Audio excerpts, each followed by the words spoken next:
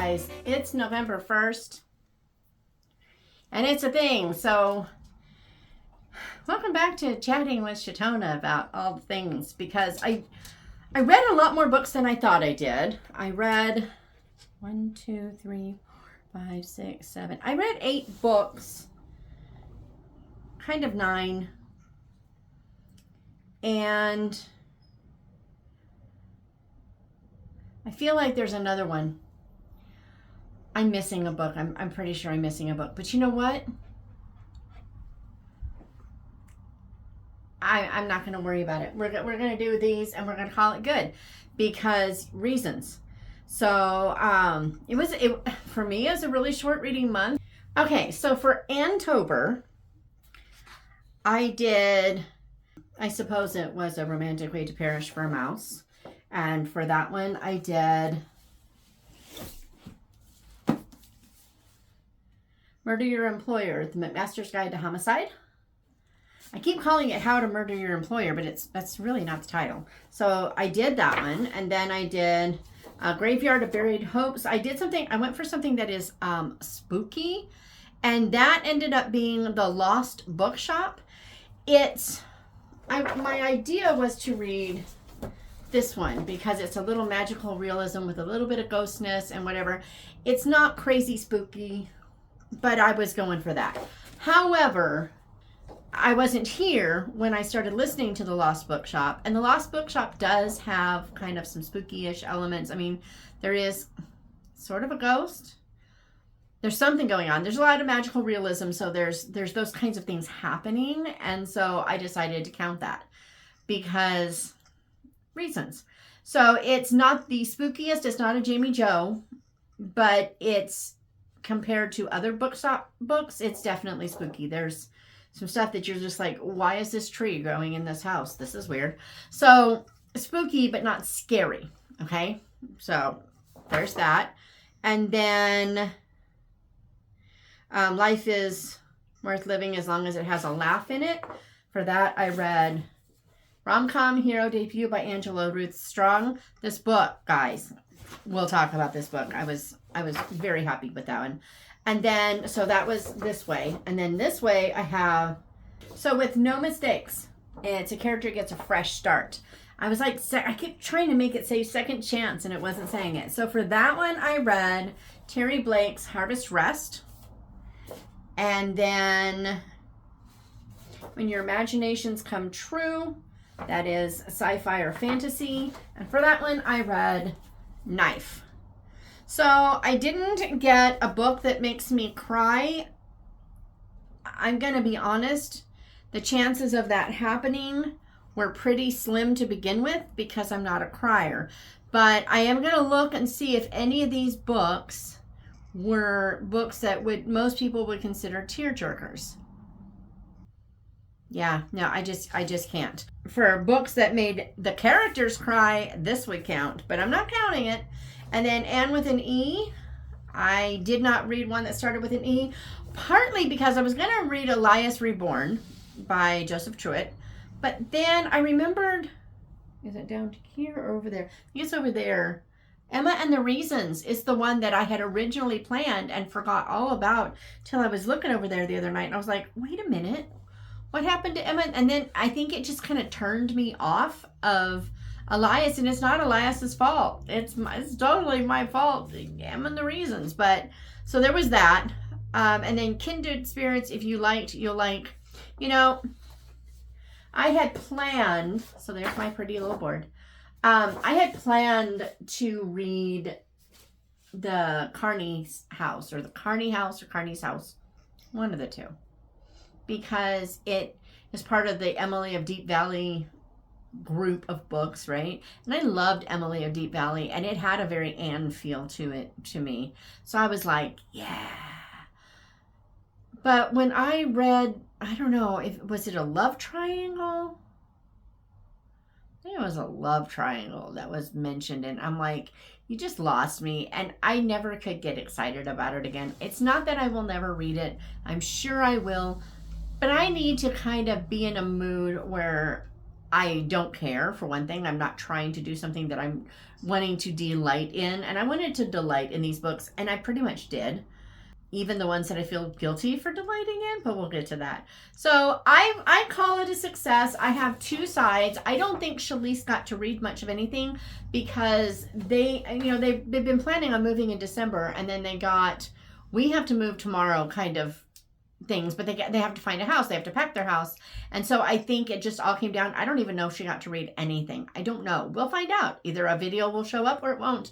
And Emma took the road trip to California with number 7 daughters. So I don't even know if Emma got to read much. Maybe she did, but I know she did a lot of crocheting on the way because my pumpkins are here. They're super cute. And they're where I can't grab them. So yeah. So we're just going to get into what I read, and we're not going to worry about it. First up was Harvest Rest by Terry Blake. This is the second Driftwood novel, kind of the third. You know, you've got the Rosewood Cottage, Rosewood Diaries. Rosewood, I keep calling it Cottage. Rosewood Diaries, and then you had Summer Tides, I think. Summer somethings. And then, it doesn't tell me. And then there's this Harvest Rest, and then there's like a winter or something coming up. They're really good books. I really, really enjoy them. But this one, so I gave it 4 stars. And it's, in and of itself, it's like a 5-star book in a lot of ways. But I have my little note here that I wrote on my review, which is why I gave it 4. This could change. There was an issue brought up with Carla, the older sister, in the last book, and then it's ignored. And it's not a deliberate ignoring, but almost like it hadn't been mentioned before. And I still don't know what that means. I don't know. Honestly, I don't know if it means anything. And I may go back and go, what's wrong with you? So if anything happens, that's going to change it. But in this one, the second sister, all her drama comes out and all the ugliness comes out, and the stuff with the husband comes out for Carla. And they're dealing with a lot of things. And this is one of those times where there is definitely miscommunication as the root of the problem. But it's not the, oh, we're not going to talk about it so that now I have a drama plot. It's more of a, I overheard this, I saw this. When we discussed the little bit that we discussed, you didn't deny it, I'm gone. It was that kind of thing. But then later, and they both had this idea that the other person was being completely ridiculous, and they both were. And that was pretty cool. You know, it would have been very easy to turn one person into this book into like a total innocent, not that person's fault. They're the victim. And instead, what Blake did is just show that even unintentional hurts still hurt. And even sometimes trying to do something that is kind and helpful and whatever that is self-serving, yes, but also meant to bless someone else, doesn't always bless that other person. And so she did a great job with it. It was a great story. I really loved it. I want that one thing resolved. And all of a sudden I can't even remember what it is. It'll come back to me when I read book 3 or when I get off of here. So Harvest Rest, 4 stars, maybe 5 later. And then I'm just going to close these out as I do this. I've got my little cheat sheet here because my brain is totally scattered right now. I'm just saying. Next up was Fairest of Heart. I listened on audio, and I had said before that the audio was great, and I was wrong. The audio is great with one character. The rest of the time, I really didn't like the audio. As a matter of fact, I feel like I haven't even given it a star rating because I can't decide if a lot of my dislike has to do with the narrator or if it has to do with the story. I'm not sure. Some of it just feels really choppy, and that could be the narrator. But I was listening to see, and I wasn't catching it as only the narrator, more like the narrator was making it worse. The faith elements in it felt incredibly just tacked in. It's like, insert prayer here, insert Bible verse here. I remember just going, oh, yeah, it's been a while, so I guess we need to put something in. It didn't feel woven in. And that, at that point, then it's a different kind of preachy. It's not preachy in the traditional sense, but it's token. And it didn't do anything for me. Penelope is pretty much a one note. She's a Mary Sue. She's way too perfect. And to a certain extent, it's a fairy tale retelling, so that kind of makes sense. But on the other hand, no. The villainess, who is not a stepmother, I loved that she wasn't a stepmother, and I loved so that she could have these big dramatic moments and stuff. Whittemire did a thing where it's an actress and she's very flamboyant and dramatic, and so it works, and that was really cool. I really did like that. She's a bit over the top, but it fits because of her career choice and the kind of person she just is. So those moments with her tend to be a little, just blown out of proportion, really. But it does work. The Ranger, really liked him. He was both flawed and nice. He's a little, he's not one-dimensional, but he's not 3 either. He's just kind of, I liked who he was, and I liked who I think he will be. But frankly, aside from the fact that Penelope is just super sweet, I didn't get what he saw in her, because she's also just kind of, she's got a servant's heart. I will give her that. She's very sweet. She's very understanding. She's very grateful. But there's no life in her. There's faith in her, though. Of all of the characters, her faith shines through the strongest. And so I can totally give it that. But the cowboys and Doc, these cowboys are great. I mean, guys, these cowboys are just, they're hilarious. They're so much fun. They stole the story. Without them, this would not have been even a 3-star read. And it's not that it's badly written, and it's not that they're not an interesting story plot line and everything. It just wouldn't have done anything for me. And again, I think there's a significant chance that a significant part of that is the audio, but it's how I consumed the book. And I'm at the point I don't have a star rating, because I will say, I will put it this way. And this is my first Whittemire book. I've never read anything by her. I own another book by her, but I've never read anything by her. But if it's not significantly better, she just might not be the author for me. And that's kind of sad, but it's what it is. All right, moving along. Murder Your Employer, which is what I did next. Now, this one, I bought the book because it's just beautiful and I wanted it, and it's got all the, there's so much. It's such an awesome book, and there's illustrations.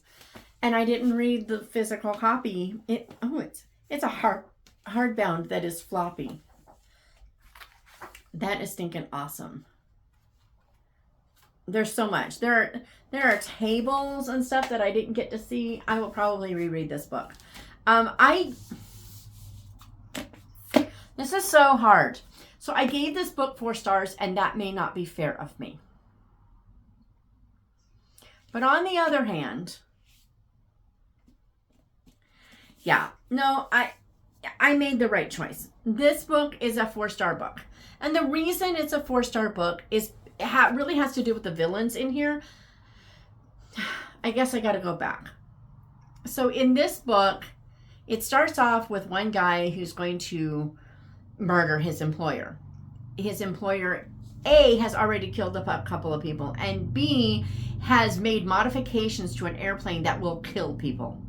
Lots of people will die, and nobody's going to listen to him, so he's going to take care of the problem, get that guy out of the way, and then maybe they can solve the problem. It's not the right solution. It's not even his character. He's actually a rather mild-mannered person, but everything he's tried to do in the right channels has failed, so he's going this route. And he fails. And then he is picked up by the police and taken off to this McMaster school to teach him how to murder his employer. And this,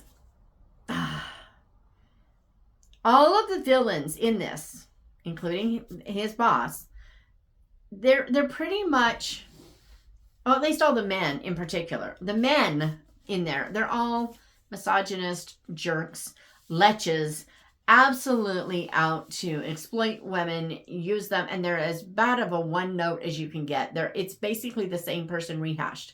That's what took the star off. What kept it from even possibly going down to 2, because that was kind of disappointing. That's really disappointing. But what took it from going down 2 is that there's a twist in here that I should have seen coming.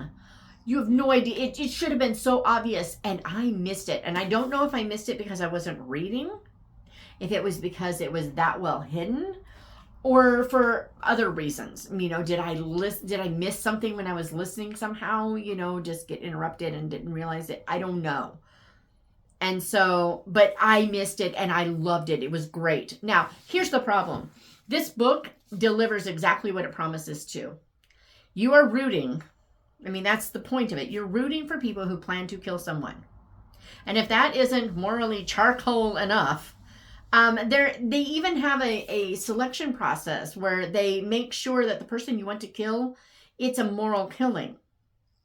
Like, what? So I had some troubles with that. It's kind of like watching Leverage, where you're rooting for criminals. Ocean's 11, you're rooting for criminals. It's the same kind of thing.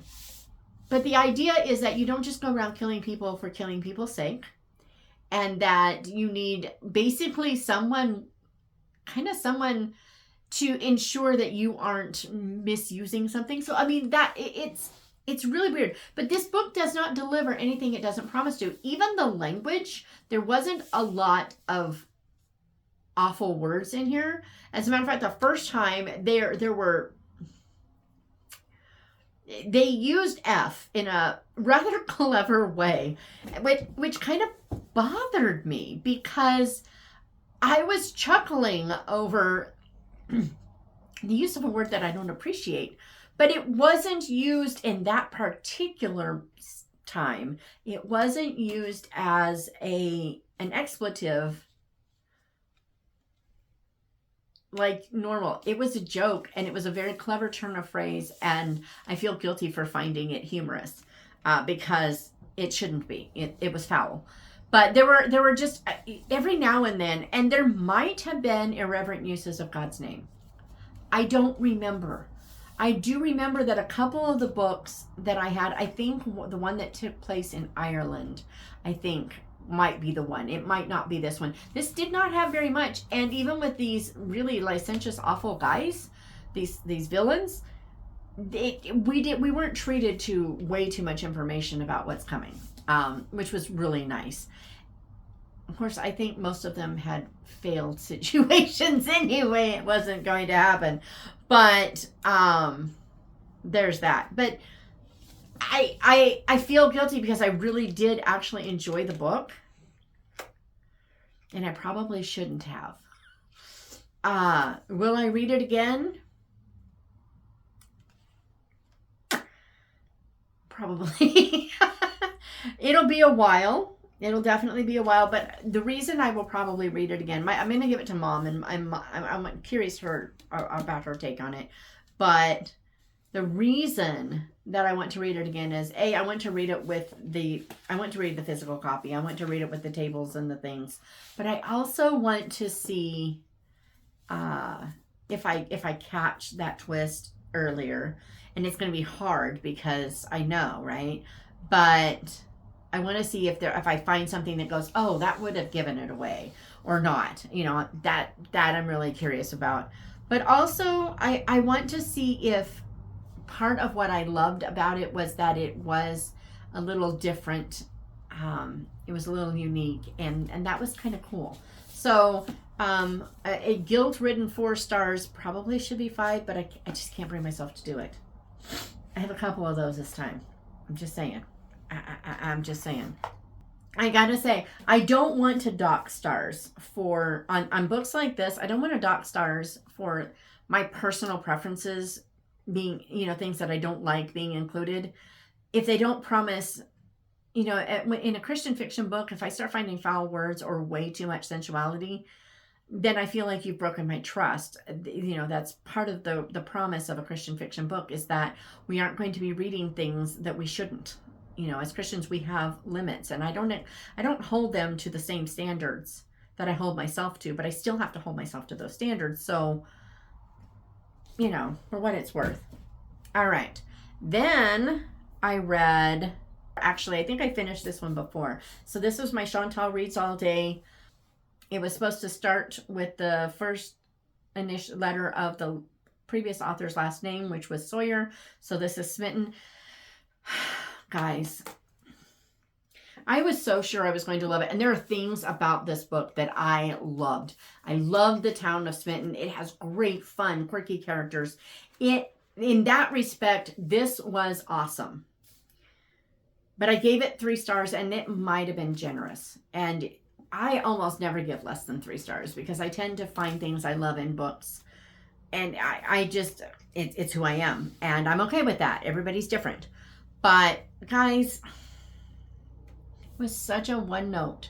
So in this town, the town is dying and they want to revive the town. So the solution is to turn, because the town's name is Smitten, they decide to turn it into like the love capital of Vermont, right? And it's near Stowe.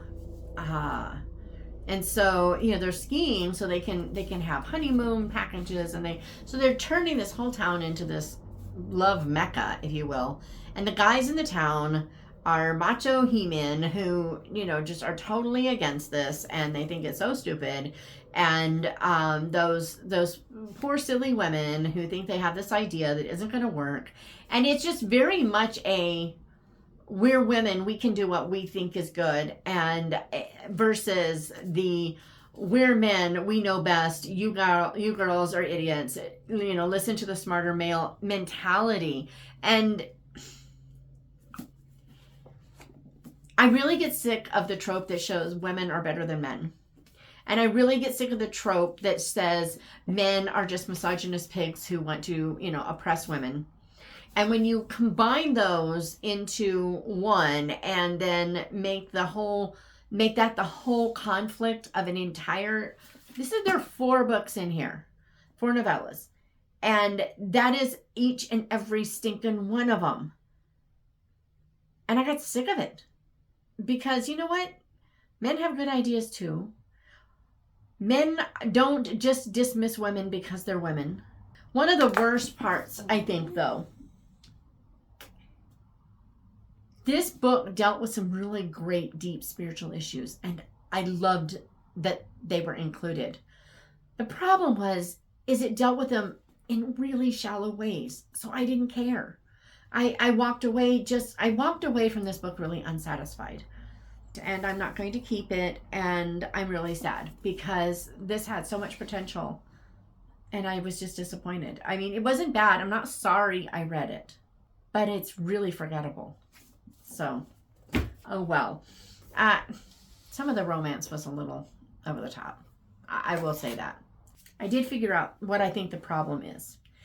There is so much in this book. We have 4 novellas. There's so much in the stories within it. They needed to be 4 length novels. If each book had been full length, I think the whole experience would have been a totally different one. And I suspect that I would have loved 3 out of 4 of the stories. So there's that. All right. But I did listen to it on audio, and the narrator wasn't bad. All right. So next up, I read Knife by, it's R.J. So on mine, that R, when I'm just glancing at it, it looks like a B every single time. That poor woman. But it's by R.J. Anderson. It has been republished. This was the British version. It has been republished by Enclave. It has a beautiful cover by Enclave. I'm not sorry I have these because I think these are super cool too. Although I have to say this one is rather mangled. I got them used, so but they're really pretty. But so Knife. Knife is about fairies who've pretty much lost their magic.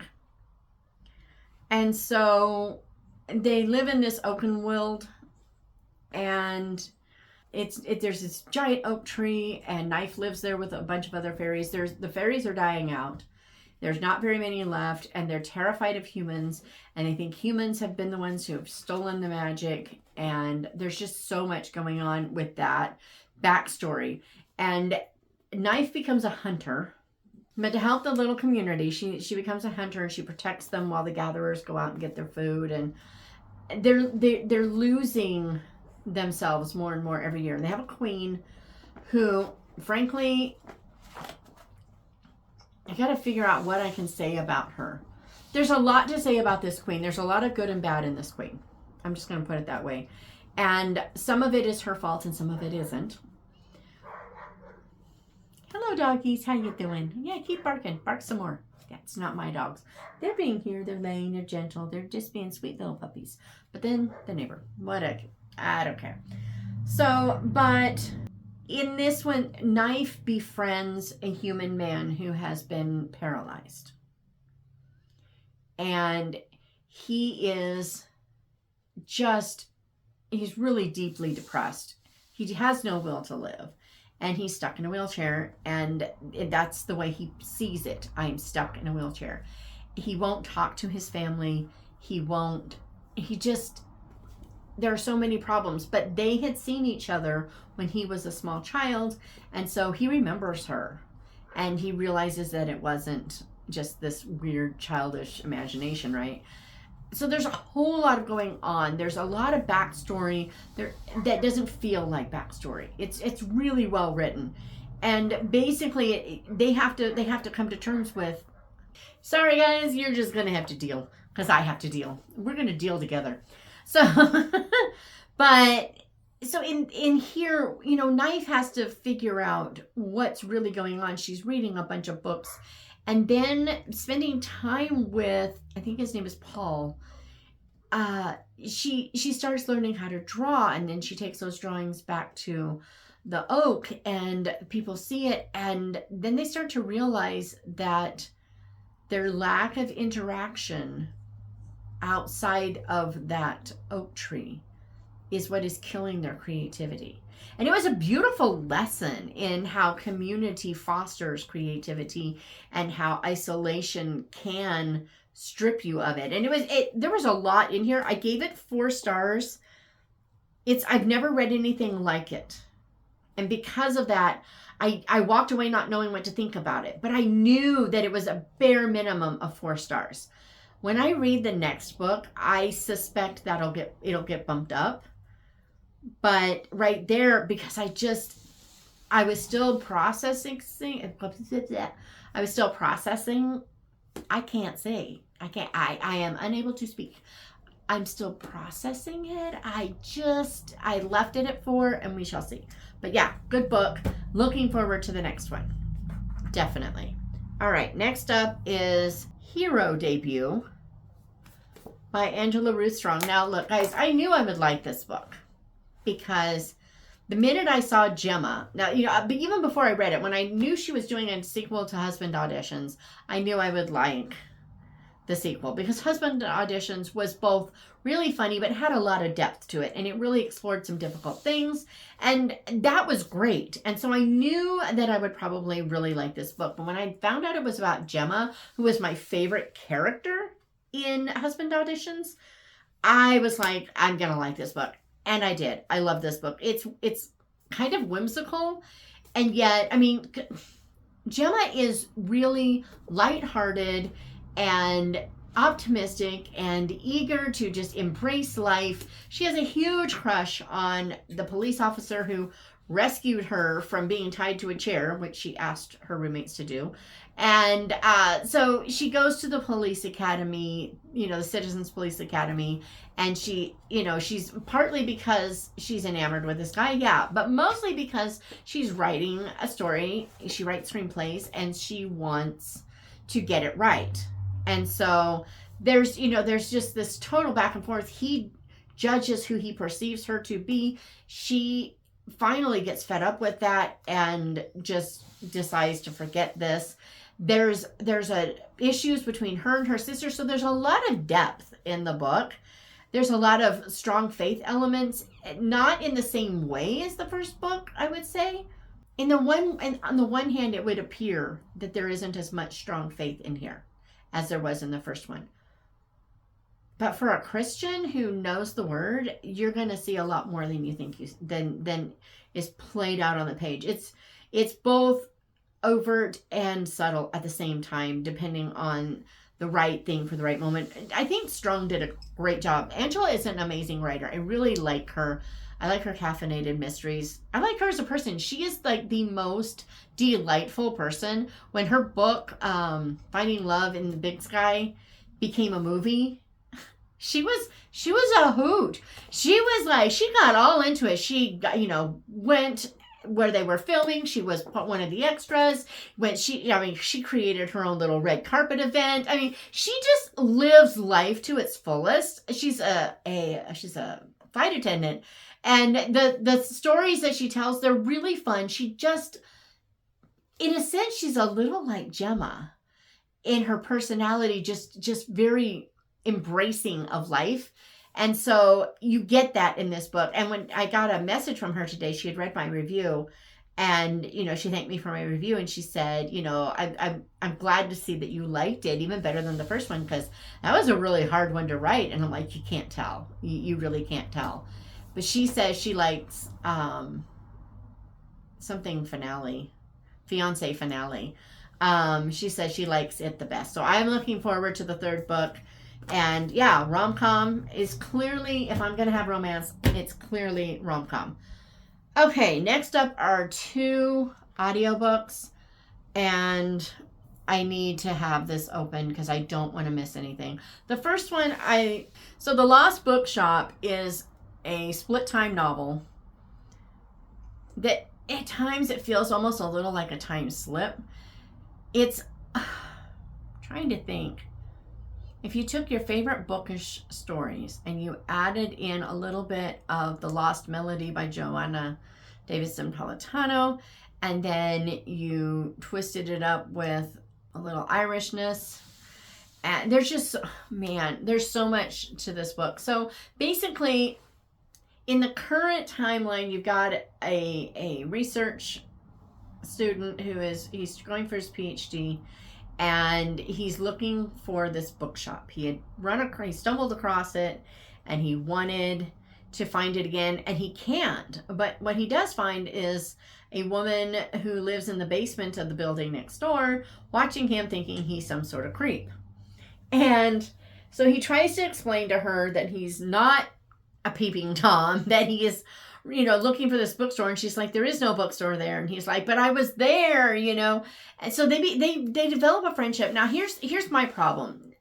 This is Martha, and Martha lived in a little village with her husband, who was dangerously abusive. I don't want to minimize someone whose husband is physically abusive, but you're not in fear for your life abusive. I don't want to minimize that by saying that this is so much worse, but seriously, she had to get out or she wouldn't be alive. I'm really careful about encouraging anyone to sever anything in a marriage, but seriously, in Martha's case, I would have been like, come live with me, get out of there, you will not be alive. So she left and she ran away, and she's living here. And so you can tell that something is going to develop there. And that really bothered me, because no matter how horrible her husband is, and he's vile, no matter how bad he is, he's still her husband. She's still married to him. And forget Christian, not Christian, whatever. This doesn't claim to be a Christian fiction novel. I don't expect them to hold Christian values. But it's still, you made vows, even secularly, you made vows, and until those vows have been severed by whatever governing authority can sever those, whether they should be or not, in this case, I'm in support of it. Remarriage and all that, we're not even going to go there. I'm just saying, safety and protection. I mean, this is one of those cases that a divorce is not insurance for safety. If anything, her filing for divorce might have put her in even more danger. He's just that kind of guy. But guys, I knew where it would go. We don't really get much on the page. That really bothered me. I understood why. And then I'm just going to spoil it here, so you can just like skip. I'll try to put timestamps in here so that you can skip to the next one if you don't want to know more. But her husband does end up dying. And I think maybe even before things go too personal with Henry, I think his name is Henry. I think it's Henry. But so there's all that. But at the same time, and I think it actually starts out, back in the 20s, a woman named Opaline Carlyle was basically, her brother was trying to force her to marry someone. She didn't want to, so she ran away to Paris, worked at Shakespeare and Company, the American bookstore there, or the English bookstore there, and, escaped until he found her. She runs away again. Eventually, she ends up pregnant, and he finds her then. And when he finds her then, he puts her in the asylum. She has her baby in the asylum. The baby is stillborn. I totally didn't believe it, so I don't think that's a spoiler. I don't think anyone would believe it but her. So she spends years trying to get out of that asylum. It's like the late 40s-ish when it's still during wartime. So it's the 40s, probably the early to mid 40s before she gets out. And it's this whole story about how she has to rebuild her life and she has to hide. And then everything kind of slowly merges together. It has to do with an Emily Bronte manuscript, and it has to do, and there's all this weaving, and there's this very strange lady, Madame Bowden, I think her name is, and she is Martha's employer. And in her house, there's like a tree growing, and Martha keeps getting these phrases and words in this story, and she will go and have it tattooed on her back so she doesn't forget it. And there's all these things that come together into a really neat story. This one had some language, definitely. I think this is where we might have found some irreverent uses of God's name that I did not appreciate. Pretty sure one of these did. I listened to all this really close together, so there was that. Let me see if I can find anything. Oh, yeah. So one of the reasons that I gave it 4 stars, it probably should have been 3 with some of the stuff that was in there that really bothered me, but it really was beautifully done. The writing was lovely. The story that has it all, that all weaves together, that was really great. But seriously, what really bothered me also was, these are the 20s when women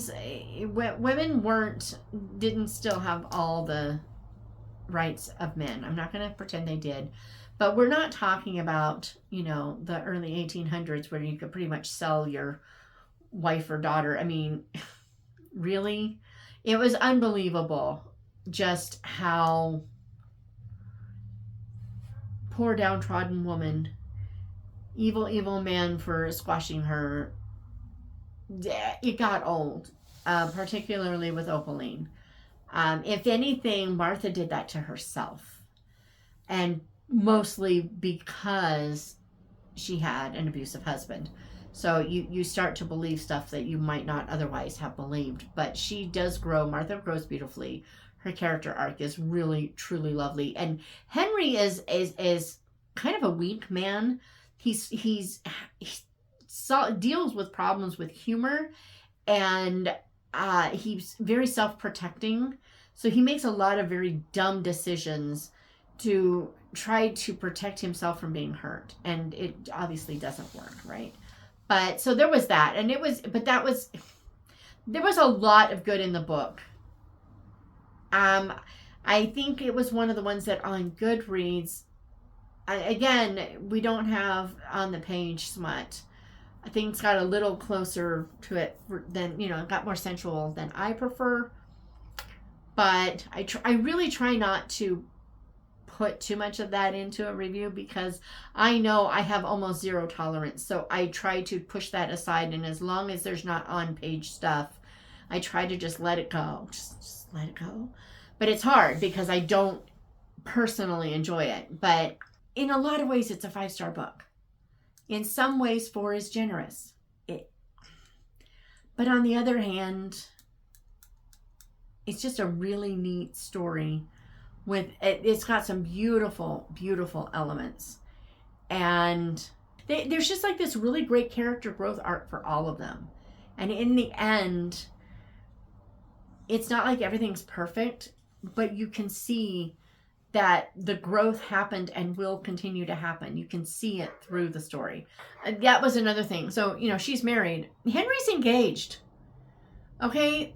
That bothers me but then they don't pretend like it's okay, even while they do. They acknowledge that this is not an optimal situation. And I guess that's good, but it did still really bother me. It's those things in particular. Yeah, maybe that's my morality, but it definitely is probably why I couldn't ever bring it up to 4 stars, even if other little picky-uni things had disappeared. I still probably would have kept it there. But I don't know. What can I say? The book has a lot of nuances, and I don't know if I can recommend it or not. I said no on whatchamacallit because there are things in there that I just can't condone. And so, yeah. So the next one I just listened to this on audio on Monday. I had to drive over to Vegas and pick up some windows for my daughter. And so then I started Meet Me at the Museum by Youngblood, I think her name is. And Youngson. Youngblood, whatever. This is a completely epistolary novel. Letters written between an English farm wife and the curator of a Danish museum. And it all begins because this woman writes a letter to the curator of this museum, who she thinks is one person, but that person has died, and this other man responds, and it strikes up a correspondence. And it's a very intellectually stimulating correspondence. Everything they talk about isn't deep, but I was really intellectually stimulated just reading the letters and the things that they were discussing, and the thoughts and the ideas and the histories, and it was just fascinating. I was really engaged in a way that I don't always engage in books. It was a different kind of engagement, and it was wonderful. In this one, he's a widower, she's married. Now, I could see where this was going to go, and so this is going to get a little spoilery, but I think anyone would figure it out pretty quickly. I could see that this friendship was going to develop and connect people. This kind of intimate correspondence just does that. What I did not understand until she actually said it in one of her letters is that, what is her name? Tina never told her husband she was corresponding with this guy. His name's Anders. And I thought he knew. Her daughter knew. And then later in the thing, and here's where the spoilers come all out. So later in the thing, there is an affair. Not with them. And she finds out about it. And she initially takes like this moral high ground.